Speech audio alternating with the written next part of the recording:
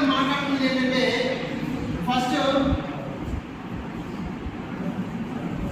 Requirement gathering, design, implementation, testing and అలాగే maintenance.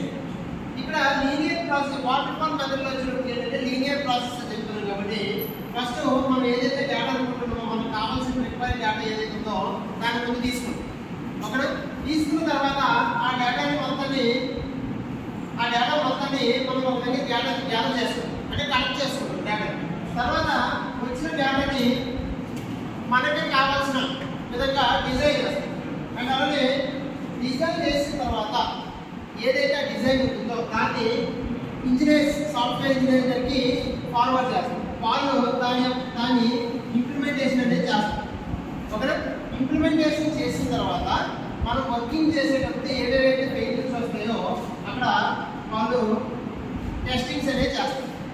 చేసిన తర్వాత ఫైనల్గా దాన్ని సక్సెస్ అయితే టెస్టింగ్ అనేది చేసిన తర్వాత అది వర్కింగ్ అనేది బాగా జరుగుతుంది అంటేనే మనకి దాన్ని ఇంప్లిమెంటేషన్ చేసి మెయింటెనెన్స్ చేయాలి. ఓకేనా?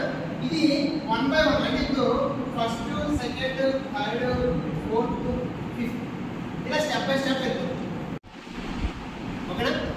వాటర్ ఫాల్ మెథడ్లో మనకున్న ఏవైతే 5 రిక్వైర్మెంట్స్ ఏవైతే ఉన్నాయో ఒకటి requirement gathering, next design, implementation, testing and అలాగే మెయింటెనెన్స్ ఏవైతే ఉన్నాయో ప్రాసెస్ ప్రకారం జరిగేటప్పుడు 1 by 1 అనేది జరిగింది. మధ్యలో ఏమైనా డిఫెక్ట్స్ వస్తే అక్కడే మనం సాల్వ్ చేసుకోవాలి. ఒకవేళ ఇక్కడ డిజైన్ అనేది క్లారిటీగా లేకపోతే మనం అక్కడ క్లారిటీ చేసి నెక్స్ట్ ఫార్వర్డ్ చేయాలి.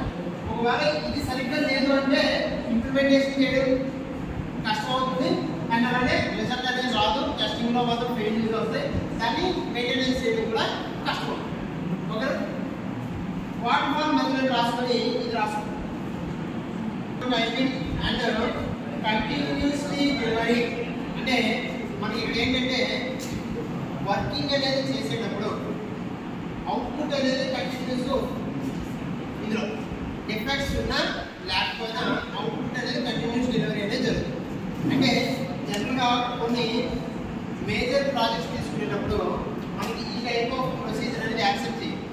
ఎందుకంటే వస్తే రిజల్ట్ అనేది ఎగ్జాక్ట్ లేదా అప్రాక్సిమేట్లీ రిజల్ట్ అనేది రావాలి, వస్తేనే మనం చేయగలుగుతాం. అలా కాకుండా కొన్ని సపోజ్కి మనం డేటా మైనింగ్లో చూసుకునేటప్పుడు యూజ్ఫుల్ డేటా, అన్యూజ్ఫుల్ డేటా మొత్తం ఉంటుంది. అంటే అక్కడ అవుట్పుట్ అనేది ఓవరాల్ ఉంటుంది, అందులో రిక్వైర్డ్ డేటా ఏది కావాలో దాన్నే మనం సెలెక్ట్ చేస్తాం. ఇక్కడికి వచ్చేటప్పుడు కూడా మనకి కోడ్ అనేది అప్లై చేసిన తర్వాత రిజల్ట్ అనేది అంటే ప్రాసెస్ అనేది అది అవుట్పుట్ రిజల్ట్ వచ్చిన తర్వాత ప్రాసెస్ జరిగిన తర్వాత రిజల్ట్ వచ్చిన తర్వాత అందులో కొన్ని అనేది యూజ్ఫుల్ అవుతాయి, కొన్ని యూజ్ఫుల్ అవ్వవు. ఓకేనా? డెలివరీ అంటే రిజల్ట్ మాత్రం కంటిన్యూస్ డెలివరీ అనేది జరుగుతుంది ఈ ప్రొసీజర్. నెక్స్ట్ వచ్చేటప్పటికి ఇది రాసారా? రాసు అంటే ఇది సేమ్ ఈ ప్రొసీజర్ ఇది ఒకలానే ఉంటుంది, కొంచెం అడ్వాన్స్గా ఉంటుంది. ఓకేనా? ఇందులో మెయిన్ వచ్చేటప్పటికి ఇక్కడికి ఏం జరుగుతుందంటే టీమ్ వర్క్ అండ్ అలాగే ప్లానింగ్ అండ్ మేనేజ్మెంట్ మీద డిపెండ్ అయ్యింది. ఓకేనా? అంటే వర్కింగ్ అనేది అవుట్పుట్ అనేది యాక్యురసీగా రావాలన్నా ఏం చేయాలని కూడా డిజైన్, ప్లానింగ్ అండ్ మేనేజ్మెంట్ మీద ఈ వర్కింగ్ అనేది డిపెండ్ అయి ఉంటుందని చెప్తుంది. అండ్ నెక్స్ట్ డెవాప్స్ వచ్చేటప్పుడు ఏంటంటే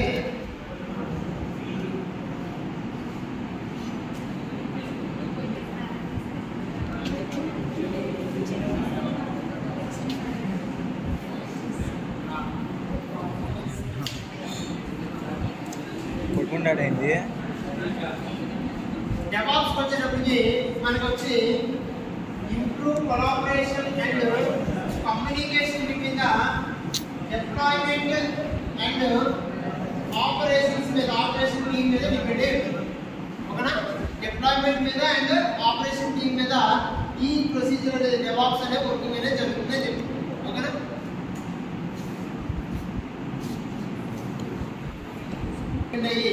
ఏ మెథడాలజీ, ఏ ప్రొసీజర్ వాడతాం అనేది డిపెండ్ అయ్యి ఉంటుందని చెప్తుంది. ఓకేనా? Its own set of advantages and disadvantages and the choice of which one to use depends on the specific project and organization. Types of process అనేవి మనకి అక్కడ డిపెండింగ్ అక్కడ ఉన్న ప్రాజెక్ట్ బట్టి ఈ ప్రొసీజర్లో ఏదైతే సూటబుల్ అవుతుందో